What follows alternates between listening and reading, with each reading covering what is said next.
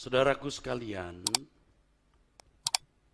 sebagai pendeta pelayan jemaat, saya sering menghadiri kebaktian kedukaan, kebaktian penghiburan, kebaktian pelepasan peti jenazah, tentu juga kebaktian penutupan peti jenazah sampai pemakaman. Lebih sering dari kebanyakan orang. Dengan 42 tahun lebih saya ada di ladang Tuhan, tentu sudah ratusan dan bukan berlebihan, ribuan kali saya menghadiri kebaktian semacam itu. Menyaksikan tubuh yang menjadi mayat. Satu hal yang saya mau saksikan, walaupun sudah ratusan kali, bahkan ribuan kali, bisa ribuan kali, tetapi supaya tidak berlebihan, ratusan kali saya melihat seorang yang terbujur kaku. Saya tetap merasa ada getaran, atau lebih sering ada getaran dalam jiwa saya. Bisa dikatakan hampir selalu. Melihat kematian itu ada sesuatu yang menggetarkan hati. Apalagi kalau yang meninggal itu adalah orang yang kita kenal. Apalagi kalau yang kita kenal baru bertemu kita beberapa waktu. Baru minggu lalu, baru kemarin. Lalu meninggal. Itu menggetarkan. Kalau yang meninggal itu orang muda, apalagi kanak-kanak atau anak-anak, ada perasaan tragis. Ada perasaan tragis. Dan biasanya duka cita, ratapan dari keluarga itu dahsyat, luar biasa, saudara. Apalagi kalau itu anak satu-satunya, waduh, dahsyat. Saya bersyukur mendapat kesempatan yang tidak dialami banyak orang. Datang ke rumah duka, menghadiri orang yang berduka cita, mendengar tangisan, ratapan. Juga yang menggetarkan hati ketika menghadiri atau mengunjungi orang yang di ujung maut. Jadi antara hidup dan mati. Ya biasanya sebagai pendeta sulit saya meninggalkan suasana itu. Jadi ketika seorang meregang nyawa, saya hadir. Kardiagramnya mulai tidak teratur. Tekanan darahnya bisa turun. Jadi 30, 20, 15, 5. Bisa naik lagi 5. Bisa naik lagi. Tiba-tiba naik lagi. Itu lebih menggetarkan. Itu juga kesempatan yang bagus. Maksud saya kesempatan yang bagus untuk saya, baik untuk saya merenungkan hidup. Saya ingat satu peristiwa, saudara. Hari itu hari Sabtu malam, jadi malam minggu. Besoknya saya harus berkhotbah di beberapa tempat. Ada seorang ibu yang cukup dekat, cukup memperhatikan gereja, ya. Rehobot tentunya ya. Dalam keadaan sakit. Ini dari keluarga yang sebenarnya mampu. Suaminya sudah membawa dia ke Jerman, seingat saya ke NASA, rumah sakit yang mungkin sangat mahal dan bagus, ke Jepang. Mungkin juga banyak tempat lain, tetapi itu yang seingat saya. Yang jelas Jerman, NASA itu pasti. Yang pernah saya dengar. Meninggal juga saudara akhirnya. Nah, itu hari sudah menjelang pagi. Dia antara hidup dan mati. Ya saudara, saya lupa ingat diminta dinyanyikan lagu apa, saya lupa. Nah, akhirnya meninggal saudara. Saya tidak bisa meninggalkan suasana itu, saya harus tetap ada di situ. Waktu meninggal, anaknya kan pegang tangan mamanya, anaknya.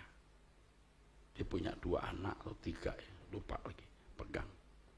Jadi kardiagramnya masih titit gitu.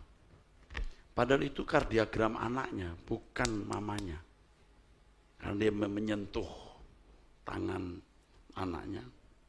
Suster sudah berkata, dokter berkata, mama ini, ibu ini sudah meninggal. Tapi anaknya nggak mau tahu. Dia masih hidup. Waduh, susah menjelaskan, saudara. Saya harus menjelaskan bahwa mama sudah meninggal, so relakan saja. Nggak bisa. Akhirnya keluarga itu menerima. Saya pulang pagi, tidak tidur, atau nyaris tidak tidur. Waduh, saya khotbah, saya fly, saudara, melayang, mata saya merah. Tetapi yang membuat saya masih gundah gulana sepanjang hari itu adalah kematian ibu ini. Ketegangan menyaksikan kardiagram yang turun, naik lagi dari 40, 30, 20, 15, 5, naik 10, 15, naik lagi, turun lagi. Dan kejadian ini bukan satu kali saya alami. Kematian itu menggetarkan, saudara. Coba saudara bayangkan, saya sudah membayangkan. Kita berdiri di samping peti orang yang kita cintai. Bisa siapa saja. Ya. Betapa tragisnya suasana itu. Orang sering tidak pernah memikirkan bahwa hal itu pasti terjadi. Apakah kita yang terbaring atau kita yang berdiri di samping mayat yang dibaringkan. Saudaraku, kematian itu tragis sekali. Allah tidak menghendaki kematian. Allah yang menciptakan manusia tidak menghendaki kematian. Tetapi manusia dalam kehendak bebasnya memilih mati.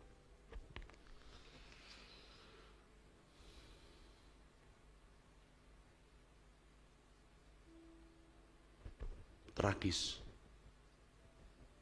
Karena Adam memberontak kepada Allah, mati, maka semua keturunannya juga mengalami kematian. Tetapi puji Tuhan, saudara, manusia bisa bangkit. Manusia bisa hidup kembali karena Kristus bangkit. Karena kalau Kristus tidak bangkit, maka tidak ada kebangkitan. 1 Korintus 15 ayat 14. Kalau tidak ada kebangkitan orang mati, maka Kristus juga tidak dibangkitkan. Tetapi andai kata Kristus tidak dibangkitkan, maka sia-sialah pemberitaan kami dan sia-sialah juga kepercayaan kamu. Lebih daripada itu, kami ternyata berdusta terhadap Allah, karena tentang Dia kami katakan bahwa Allah telah membangkitkan Kristus. Padahal Allah tidak membangkitkannya. Kalau andai kata benar bahwa orang mati tidak dibangkitkan. Sebab jika benar orang mati tidak dibangkitkan, maka Kristus juga tidak dibangkitkan. Dan jika Kristus tidak dibangkitkan, maka sia-sialah kepercayaan kamu dan kamu masih hidup dalam dosamu. Demikianlah binasa juga orang-orang yang mati dalam Kristus. Nah, saudaraku, karena Kristus bangkit, maka kita juga bangkit. Ada harapan untuk bangkit. Saudaraku, hari ini kita merayakan kebangkitan Tuhan. Apa artinya untuk kita? Saudara, dewasa ini kata kebangkitan dari antara orang mati, kata kebangkitan dari antara orang mati, sudah hampir-hampir lenyap dalam pikiran banyak orang Kristen. Juga lenyap dalam pikiran kita, bisa. Puji Tuhan kita memiliki pilar ajaran LB3, Langit Baru, Bumi Baru. Secara tidak langsung, pilar pengajaran kita ini akan menggiring kita kepada realita atau kenyataan kebangkitan. Ada kebangkitan. Dan saya mengajak Bapak Ibu, saudara-saudara sekalian, untuk memeteraikan hal ini di dalam pikiran kita mulai hari ini. Mulai hari ini. Kita meteraikan di dalam pikiran kita. Dan menjadikan ini pengharapan yang membahagiakan. Tidak kita anggap remeh, bukan satu hal yang sederhana, bukan sesuatu yang tidak bernilai, tapi sangat bernilai. Sebab Alkitab, saudaraku, menulis. Saya tidak perlu membuka ayat per ayat, waktunya tidak cukup. Bahwa inti pemberitaan Injil pertama itu kebangkitan. Paulus berkata, aku terpenjara ini karena pengharapan kebangkitan. Karena pemberitaan kebangkitan. Ya, saya tidak mengerti mengapa hal kebangkitan menjadi tidak penting di mata banyak orang, saudara. Apa nunggu kita sekarat? Atau menyaksikan orang yang kita cintai terbaring atau kita yang terbaring. Mestinya sejak kita hidup sekarang ini, kita sudah memikirkan hal kebangkitan. Dan menjadikan itu pengharapan yang membahagiakan. Seakan-akan Yesus berkata, kamu ngerti enggak? Aku berjuang, taat, sampai mati di kayu salib. Supaya aku bisa bangkit. Kalau Yesus tidak taat, dia tidak bangkit. Ibrani pasal 5 ayat 7 sampai 9. Karena ia saleh, karena kesuciannya, karena kesalehannya, karena ketaatannya, ia dibangkitkan. Ngerti enggak kamu? Aku berjuang ini supaya aku dibangkitkan. Supaya ada kebangkitan. Dan supaya kamu juga dibangkitkan. Kenapa kamu tidak menjadikan ini pengharapan yang membahagiakan kamu? Saudara, biasanya orang yang tidak menjadikan kebangkitan sebagai pengharapan kebahagiaan kita, kebahagiaan seseorang. Karena ia memiliki pengharapan atas banyak hal yang dia anggap sebagai kebahagiaan. Ini bukan membuat saudara jadi berpikir secara fatalistik ya. Apa sih yang kita harapkan, saudara, dalam hidup ini? Apa sih? Semua itu relatif. Anda bisa naik mobil build up, Anda bisa naik mobil tidak build up, sedan bagus. Anda bisa naik mobil sedan bagus, Anda bisa naik mobil biasa. Anda bisa naik motor, tidak punya motor pun bisa naik kendaraan umum. Tidak ada kendaraan umum pun Anda bisa jalan kaki, relatif. Anda bisa makan daging steak mahal, tapi Anda juga bisa makan daging padang. Kalau tidak, ya Anda bisa makan pecel, gado-gado, hidup juga. Relatif. Anda bisa tidur di spring bed harga puluhan juta, tapi juga bisa tidur di atas papan. Relatif. Tetapi kalau kebangkitan tidak relatif. Anda bangkit, masuk kemuliaan bersama Tuhan atau tidak. Itu mutlak. Anda masuk surga atau tidak, itu mutlak. Tapi kalau Anda untuk yang lain semua bisa relatif. Saya sudah beberapa kali katakan. Tidak menikah dengan B masih ada si C, ada si D, dan lain-lain. Tidak bekerja di satu perusahaan, ada perusahaan lain. Banyak opsi atau pilihan. Tetapi kalau sudah soal kematian dan kebangkitan, itu tidak ada tawar-menawar. Pasti mati. Setelah mati bangkit. Apakah bangkit dalam kemuliaan bersama Tuhan atau bangkit, maksud saya, binasa di dalam kekekalan.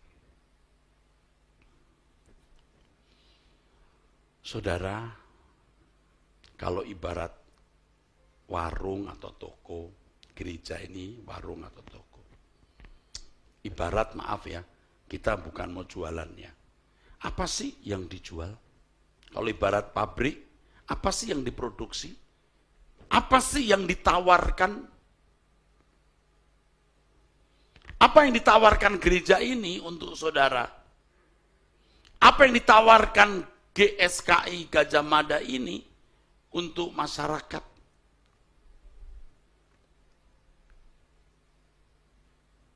Pasti dari dulu banyak gereja yang menawarkan liturgi ini. Ya, ke gereja supaya bisa namanya kebaktian, lalu memberi kolekte. Tambahan lagi ngundang artis nyanyi. Ada lagi yang produknya mendoakan orang sakit supaya sembuh, atau mendoakan yang memiliki masalah ekonomi supaya dipulihkan ekonominya. Ada banyak produk yang ditawarkan gereja, seperti toko menawarkan sesuatu, ya, atau seperti pabrik memproduksi sesuatu. Apa sih yang mau ditawarkan GSKI Gajah Mada? Tentu pilar ini, saudara. Langit baru, bumi baru. Kebangkitan, dan saudara mendapatkan kehidupan di dunia yang akan datang. Kalau saudara sudah sungguh-sungguh ke gereja, mau mendengar firman, mendukung gereja ini dengan persembahan. Serius ya, sungguh-sungguh ya. Tapi saudara tidak dibangkitkan. Saudara tidak masuk langit baru, bumi baru. Yang paling terkutuk itu Erastus Sabdono. Demi nama Tuhan Yesus, Erastus Sabdono paling terkutuk. Dia penipu besar, maaf ya, bajingan. Jangan sudah pikir saya tidak memikirkan hal itu. Saya memikirkan. Saya manusia tidak sempurna, tapi saya manusia yang dibelas kasihani Tuhan, yang diproses Tuhan terus. Sehingga saya bisa mengatakan ini, kalau tidak, saya tidak mengatakan ini. Kalau saudara sampai tidak dibangkitkan dan tidak memperoleh langit baru, bumi baru, padahal saudara sudah sungguh-sungguh, itu yang paling terlaknat itu Erastus. Lalu yang kedua Pak Apo. Pak Santo jangan diam-diam, ikut terlaknat. Dan yang lain. Jadi kita memberitakan kebenaran ini serius, ini bukan nipu, bukan sekedar ini ajaran saya ya, ikuti ajaran saya. Enggak, ini Alkitab. Kita juga serius nih, di sini serius. Bagaimana bisa memiliki kehidupan yang dibangkitkan dan memiliki langit baru, bumi baru. Sehingga saudara harus sampai pada tingkat bukan yakin saja, tapi tahu. Makanya kita terus bimbing firman, lalu doa firman, sampai saudara itu bukan hanya yakin, tahu. Bahwa ada kebangkitan yang dikatakan Alkitab, pengharapan menjadi milik yang pasti. Karena pergaulan dengan Tuhan, kehidupan saudara yang suci, tak bercacat, tak bercela.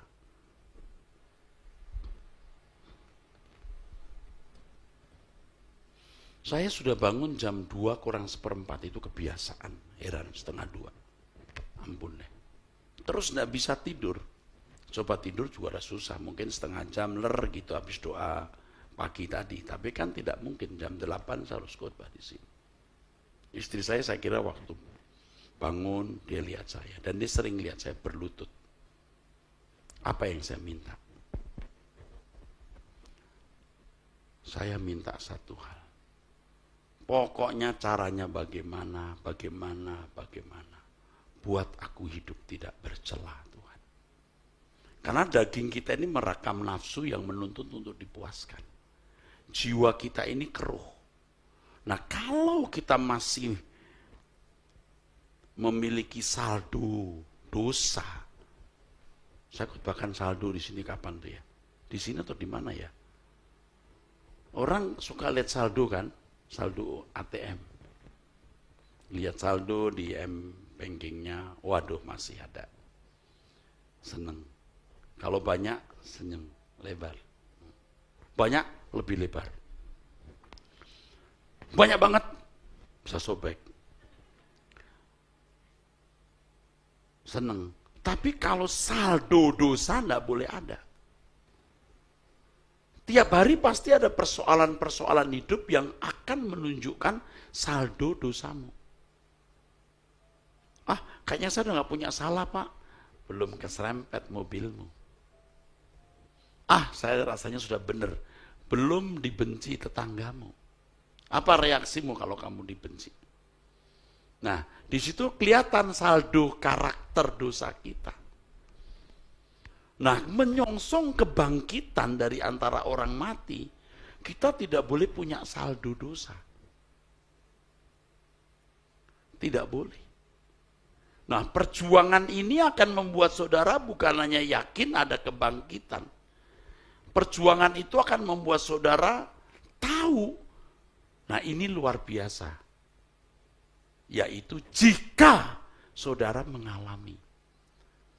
Kalau saudara hanya dengar lalu ya deh setuju, Anda tidak bisa menghayati. Tidak bisa.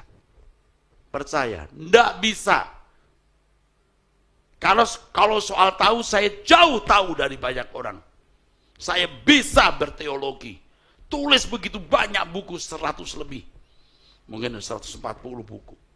Apa itu menjamin saya benar? Tidak. Belum tentu yang saya tulis saya alami. Karena semua yang kita bisa nalarkan secara verbal di otak kita itu mudah. Tapi bagaimana hal itu dihayati di dalam hidup? Maka saya mengajak Bapak Ibu Saudara sekalian untuk serius. Kalau kita menaruh kebahagiaan kita pada pengharapan kebangkitan, kita akan lebih sungguh-sungguh mempersiapkan diri untuk kebangkitan itu. Sebab hanya tubuh yang mulia hari ini yang akan, maksud saya, hanya orang yang tubuhnya mulia, jiwanya mulia, yang memiliki tubuh kemuliaan. Katakan amin. Kalau kita membiarkan dosa di dalam daging kita, kebencian, dendam dalam batin kita, jadi nggak mulia. Tidak layak diberi baju baru atau tubuh baru atau kemah baru. Saudara, jangan harapkan kebahagiaan dari dunia ini. Yang dialami manusia itu satu masalah, pasti. Yang kedua menjadi tua sakit, lalu mati. 3 hal ini. Apa sih? Makanya saya mengajak saudara menaruh pengharapan di langit baru, bumi baru. Ya saudara, yang paling makmur di antara saudara, yang paling banyak uang dan bisa mau plesir kemana, mau wisata kemana, mau beli barang apa bisa. Jangan menaruh harapanmu jangan menaruh pengharapan kebahagiaanmu pada hal-hal itu. Karena kalau kita menaruh pengharapan kebahagiaan kita kepada sesuatu, kita jadi berselingkuh kepada Tuhan. Kita berkhianat. Kita tidak akan menaruh sepenuhnya pengharapan kita pada kebangkitan dari antara orang mati dan memperoleh hidup kekal di langit baru, bumi baru. Dan jika itu dilakukan seseorang karena menaruh pengharapan kebahagiaannya pada banyak hal atau pada sesuatu, bukan pada kebangkitan kebahagiaan di dunia akan datang, maka dia tidak mungkin maksimal untuk hidup tak bercacat, tak bercela. Amin. Amin. Tadi pagi renungan doa pagi saya kan begini, saudara. Kalau sepasang insan jatuh cinta bener nih. Nggak kepikir akan menselingkuhi pasangannya. Tidak kepikir mau berkhianat. Amin. Dan kalau jatuh cinta pasti mau menikah. Nah mungkin orang yang jatuh cinta lalu waktu diajak menikah, enggak ah. Kamu cinta enggak sama dia? Oh cinta. Bener, cinta. Bener, cinta. Bener banget. Nikah, enggak mau. Enggak mungkin kan? Pasti mau menikah. Dan pada waktu menikah kalau di gereja pasti ada janji nikah. Betul? Apapun janji yang dibuat gereja ditulis dia baca. Itu seperti cek kosong yang you tanda tangani, lalu diisi berapapun. Cinta kok. Amin. Amin. Cinta. Gereja menyusun janji nikah, sumpah nikah. Anda baca.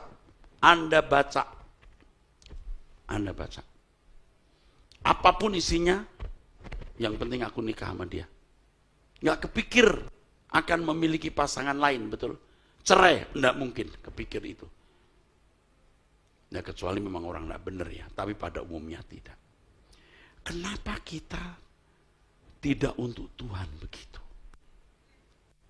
Kebahagiaanku hanya pada Tuhan. Di kehidupan yang akan datang. Kebahagiaanku bukan dunia dan kehidupan hari ini. Saudara berani berjanji, aku mau hidup suci, hidup tak bercacat, tak bercela. Dulu saya tidak berani, saudara. Saya selalu berkata, ini kan proses, lagi proses, jangan janji-janji. Nanti kalau mengingkari bisa amsyong kita dipukul Tuhan. Tapi semakin hari nggak ada pilihan. Orang yang hidupnya tidak menyenangkan Tuhan itu tidak akan diberkati. Amin. Saudara berani berjanji? Loh kok diem? Oh nggak berani semua? Berani? Waduh. Emang kias kayak Gajah Mada berani mati. Ya? Makanya pengharapan kita jangan ditaruh di dunia. Nah maaf ya, yang masih kampungan ini ya maaf ya. Kepikir gini, nanti kalau mobilku bagus itu, kalau aku punya mobil itu aku bahagia. Kalau aku punya apartemen di situ aku bahagia. Anda kampungan. Kalau bangsawan surgawi tidak begitu. Biar rumahmu sepeta kontrak lagi. Anda berkata kebahagiaanku bukan dunia dan bukan di sini. Saya mengajarkan hal ini bukan berarti saudara tidak rajin bekerja. Saudara pasti akan jadi orang yang tanggung jawab karena saudara akan belajar kebenaran. Sebab jika kita hidup benar, hidup suci, tak bercacat, tak bercela, termasuk jujur, rajin bekerja, tanggung jawab, itu sudah masuk di situ, saudara. Katakan amin. Saudara bisa menaruh pengharapan kebahagiaan saudara di dunia akan datang. Karena tidak ada pilihan, no choice, tidak ada pilihan. Yang tadi saya katakan mutlak. Tidak ada surga kedua, surganya satu. Saudara berani nekat apapun, nekat. Mungkin ibu-ibu bisa merasakan ya, waktu anak saudara sakit. Saudara mau utang mana saja pergi. Mau ngomong apa saja. Saya pulangin minggu depan, padahal belum tentu minggu depan dipulangin. Tapi karena anak mau sembuh. Betul nggak? Saya pernah mengatakan juga bahwa ibu yang paling penakut ketika anaknya dalam bahaya jadi pendekar. Nekat, gak ada pilihan, anak harus selamat. Nah kita juga harus selamat. Tidak ada pilihan lain. Katakan amin. Saudara bisa mengerti ini? Saya mengajak saudara serius. Ya. Saya tadi katakan, saya bertanggung jawab. Apa yang saya jual, apa yang saya tawarkan, maaf, kata jual nanti dikira kita jual beli lagi. Apa yang kami tawarkan di gereja ini? Kesucian, langit baru, bumi baru, dan hidup bertanggung jawab. Ngomong gampang, praktek sulit. Tapi memang tidak ada barang bagus harga murah. Harus diperjuangkan. Semua kita berjuang. Saya berjuang, Pak Apo, Pak Santo, Pak Yehuda, semua ya. Pak Robert, Pak Ruli, Pak Toda, Pak Hasan, semua harus berjuang. Supaya kita memancarkan kemuliaan Allah. Amin. Kemuliaan Allah akan terpancar. Tunggu waktunya. Terserah apa kata orang tentang kita. Tapi waktu akan menjawab. Di dalam 1 Petrus, kita buka Alkitab lagi ya saudara. Ayat 1.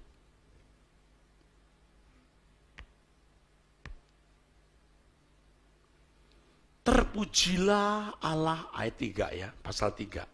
1 Petrus 1 ayat 3.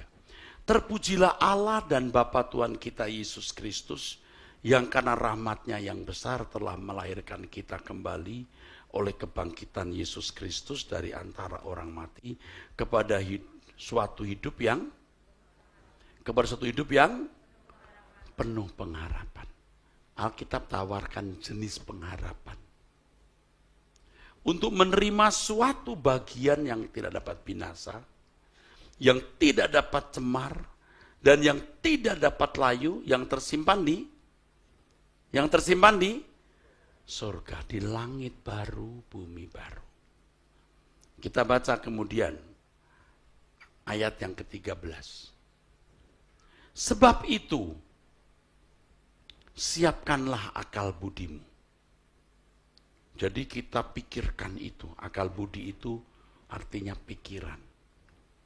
Waspadalah, hati-hati supaya jangan hal itu lenyap dari pikiranmu. Dan letakkanlah pengharapanmu seluruhnya atas kasih karunia yang dianugerahkan kepadamu pada waktu penyataan Yesus Kristus. Letakkan seluruh pengharapanmu. Ini gak gampang Bapak Ibu. Kita yang sudah terbiasa menikmati hidup, lalu mau mengarahkan pengharapan kita sepenuhnya kepada penyataan kedatangan Yesus tidak mudah. Karena kita melihat manusia di sekitar kita hampir tidak ada. Mungkin di sekitar saudara tidak ada. Kalau di sini masih ada. Hampir tidak ada orang yang menaruh pengharapannya pada penyataan kedatangan Tuhan. Hampir tidak ada. Pengharapan orang itu ya rumah bagus, mobil bagus, uang banyak, jalan-jalan, jaminan keamanan dari aparat, dan lain sebagainya. Saudaraku. Tetapi kita di sini, ya, kita yang datang ke GSKI Gajah Mada ini, saudaraku, belajar meletakkan pengharapan kita seluruhnya atas kasih karunia yang dianugerahkan kepada kita pada waktu kedatangan Tuhan. Apa itu? Kebangkitan. Waktu Yesus datang ada kebangkitan. Kita menantikan itu, saudara. Sampai menjadi sesuatu yang menyatu dalam jiwa kita, akrab dalam jiwa kita. Saya bertahun-tahun jadi orang Kristen, bahkan jadi pendeta. Tapi pengharapan ini menyatu dalam diri saya. Baru tahun-tahun belakangan ini atau bulan-bulan belakangan ini semakin menyatu. Jadi makin tidak takut menghadapi kematian. Makin tidak takut menghadapi apapun. Apapun. Asal jangan kita itu berbuat dosa dan mendukakan hati Tuhan. Itu saja, saudara. Dan tentu saya mengajak saudara-saudara sekalian ya, untuk berjuang bersama-sama melakukan firman ini. Saya kira apa yang saya jelaskan dari tadi itu jelas. Tinggal bagaimana saudara melangkah.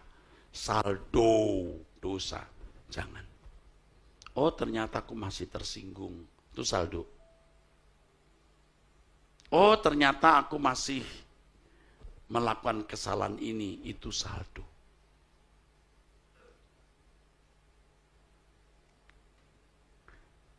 Saudara kalau di kolam renang sering kalau laki-laki lihat wanita pakai pakaian yang waduh. Saya berenang seminggu 3 kali atau 4 kali. Seperti kemarin saya berenang. Lagi berenang lihat wanita pakai rok, kenapa ya? Seperti nggak pakai pakaian. Ini kecil, ini kecil. Kenapa sekalian nggak pakai aja ya? Gini. Tet. Kita nggak mau punya saldo. Oh kalau dulu, pemandangan gratis. Kita nggak mau punya saldo. Lihat,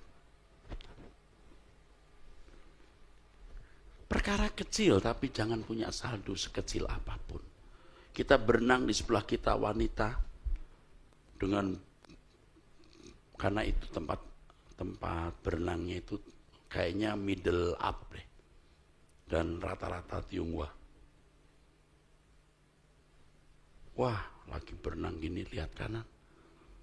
Kan kelihatan semua itu kalau di bawah air. Jangan bikin saldo, Pak.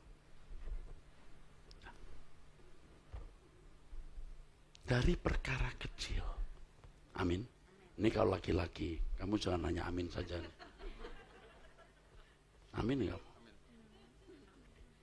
Serius nggak? Jangan di samping istri kau bilang serius. Serius di hadapan Tuhan, amin. Iya. Soal uang, bukan uang besar, uang kecil pun kita jujur. Jangan berkata, ini uang kecil. Enggak, uang kecil pun jujur. Jangan punya saldo. Letakkanlah seluruh pengharapanmu. Nah kalau orang bisa meletakkan seluruh pengharapan ini, maka di ayat berikutnya itu, ayat berikutnya, hiduplah sebagai anak-anak yang taat, dan jangan turuti hawa nafsumu, hawa nafsu yang menguasai kamu pada waktu kebodohan. Kalau di gereja ini tidak dalam waktu kebodohan. Tidak ada kesempatan berbuat dosa, tidak ada banyak orang ngomongnya juga lagi tentang Tuhan. Bukan. Tapi ketika Anda di kantor, di toko, ketika Anda seorang sales yang keluar kota tanpa ditemani istri, itu waktu kebodohan. Amin? Hati-hati, saudara. Berenang, ada perempuan, ini pada waktu kebodohan. Itu soal kecil, Pak. Saya kebetulan yang muncul di otak saya contoh itu. Saya nggak siapin contohnya. Itu soal kecil, tapi ya sudah.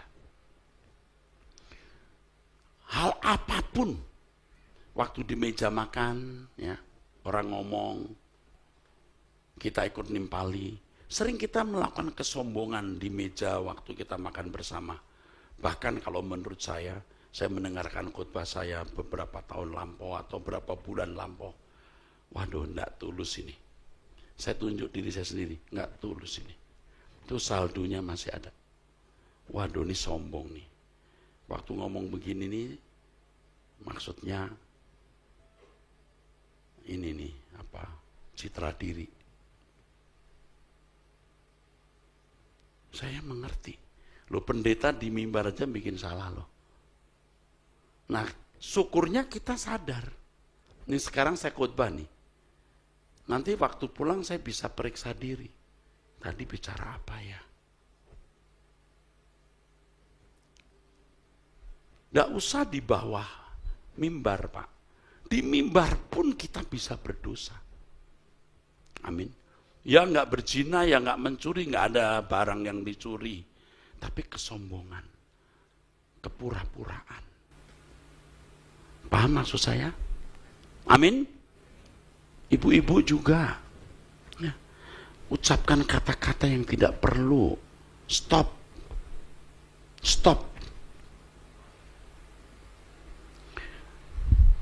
Pada waktu kebodohanmu, ada saat-saat di mana kita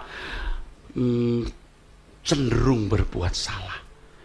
Kesempatan berbuat salah. Kesempatan berbuat salah itu kesempatan menyenangkan Tuhan. Maksud Pak? Kesempatan berbuat dosa itu kesempatan menyenangkan Tuhan. Saya pernah tulis itu di quote, lalu orang protes. Kok begitu? Ketika kita ada kesempatan berbuat dosa, itu kesempatan menyenangkan Tuhan. Ketika kita ada kesempatan berbuat dosa dan tidak melakukan dosa itu, menyenangkan Tuhan. Kalau tidak ada kesempatan berbuat dosa, Anda tidak berdosa, tidak menyenangkan Tuhan, saudara. Tetapi hendaklah kamu menjadi kudus di dalam seluruh hidupmu, sama seperti Dia yang kudus yang telah memanggil kamu. Sebab ada tertulis, kuduslah kamu sebab aku kudus. Biar kita dianggap lebay, berlebihan, munafik, apapun terserah. Tapi kita mau kudus seperti Tuhan Yesus kudus. Saya mau mengantar saudara dan mengantar diri saya juga ke langit baru, bumi baru. Ya, apalagi kita sudah tua, sakit-sakitan, ini, sakit itu. Betul nggak? Nggak lama. Encik siapa yang meninggal? Encik yang rajin tuh, yang diakonia. Encik apa? Nggak sebelum meninggal telepon-teleponan. Anaknya masih kesini. Aduh, siapa sih? Ingat nggak ya? Akyun. Aku telepon-teleponan. Anaknya bilang dia nggak takut meninggal. Oh, anak di sini, mana anaknya? Oh, betul ya? Nyanyi lagu rohani lagi ya, sebelum meninggal ya, hari-hari itu ya. Maaf, jadi merinding saya. Kan sempat telepon saya kan? Telepon. Saya nyanyi. Mama nyanyi. Siapa boleh naik? Aduh, sedih deh. Berarti sukses kita mengantar si Akyun, ya. Suka di sini. Iya. Bagus. Saya sempat telepon ya. Suaranya juga sudah lemah. Tapi ya udah umur ya. Umur berapa ya?